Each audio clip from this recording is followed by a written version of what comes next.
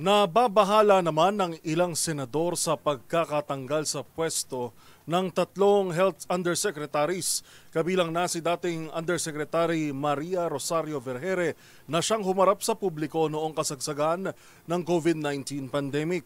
Malaking kawalan nila sa healthcare system ng bansa ang pagkakaalis sa tatlong opisyal.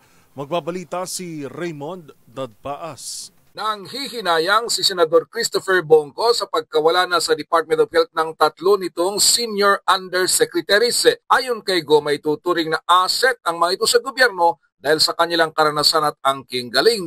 Kinabibilangan ito ni na Undersecretary Maria Rosario Singh Vergere, Undersecretary Achilles Gerard Bravo at Undersecretary Kenneth Ronquillo na pawang mga Career Executive Service Officers o SESO. Ang ilan sa kanila ay mga doktor na malaki ang naiambag sa pagpapatupad ng Universal Healthcare Act at naging mukha ng gobyerno nung kasagsagan ng nakaraang pandemya.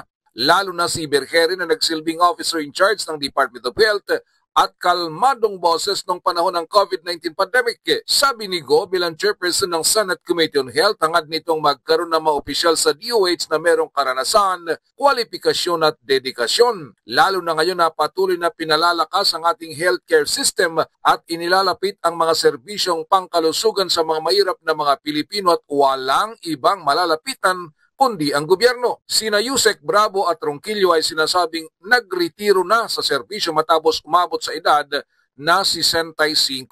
Ngunit si Vergere ay 57 anyos pa lamang at may 8 taon pang natitira sa serbisyo. Pinalitan siya ni Attorney Randy Bacolor Esculanco na nagsilbi bilang dating Undersecretary for Administrative and Finance Services ng Department of Human Settlements and Urban Development o DSUD. Agad itong kinwestiyon ni Senator J.B. Ejercito sa pagsasabing mas mahusay kaya ang isang abogado kaysa sa isang doktor na maninilbihan bilang opisyal ng DOH. Maliban sa grupo ni Vergere ay ilang mga opisyal natin ng DOH ang napaulat na nag-resign dahil sa hindi nagugustuhan ng pamamalakad ni DOH Secretary Teodoro Herbosa. Para sa MBC TV Network News, ito si Raymond Dadpaas ng DZRH, una sa Pilipinas, una sa Pilipino.